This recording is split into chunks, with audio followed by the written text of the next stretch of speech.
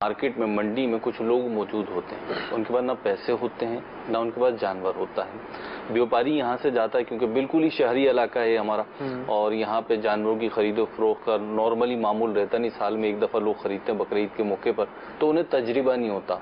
तो वो धोखे से बचने के लिए ऐसे अफराद होते हैं, वो कहते हैं हाँ भाई क्या चाहिए हम दिला देते हैं। तो वो फिर तरकीब ये होती है कि बकरा लेना है तो 500 रुपये दे देना, जितने का भी लोग है ठीक है हम दिला देते हैं, आप 500 रुपये हमें मजदूरी दे देना। इसी तरीके से बड़ा जानवर लेना तो उसके भी वो तय कर लेते हैं। ये रूटीन है हमारे यहाँ कराची में 2-3 साल से, तो मेरे इल्म में है।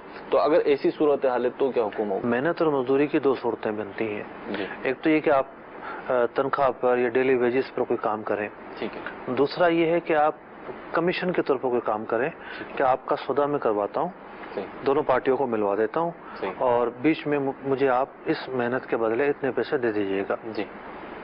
तो ये जो सूरत है ये बिलाशुबा जायज़ है और इसमें किसी किस्म का हर्ज नहीं है।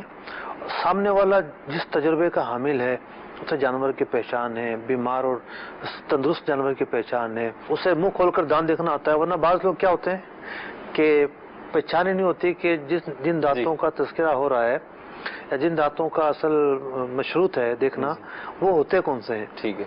तो आम आदमी को जाहिर बात है जानवरों से और कैटल से, इन चीज़ों से मार्फत नहीं होती जी।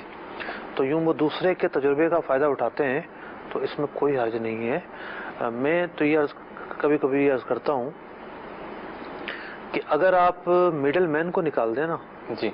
अब बाज़ इस्तिलाहात ऐसी होती हैं जो गलत मानों में भी इस्तेमाल हो रही होती हैं। ठीक है। मिडल मैन रिश्वत और जो भी रिश्वत के लेन देन करवाने वाले को भी कहते हैं। ठीक है। ये मेरी मुराद नहीं है। ठीक है। मिडल मैन से मुराद ब्रोकर। ठीक है। अगर ब्रोकर को आप निकाल दें तो पूरी दुनिया का निज़ाम जाम हो जाएगा।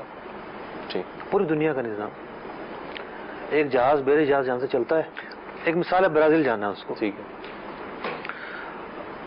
ब्राज़ील पहुंचता नहीं है, उस जहाज को पहले से ऑर्डर मिल चुके होते हैं। ठीक। वो वहां से माल उठाता है, चीनी उठाता है, एक मिसाल है, रास्ते में होता है उसको मजीद ऑर्डर मिल गए होते हैं। ठीक। तो क्या है कि जो ब्रोकर हैं वो बैठे होते हैं। सही। ताजिर ब्रोकरों से राब्ता करते हैं, उनके हवाले कर देते हैं मामला, ब्रोकर्स आगे सर्विस देते हैं अपनी।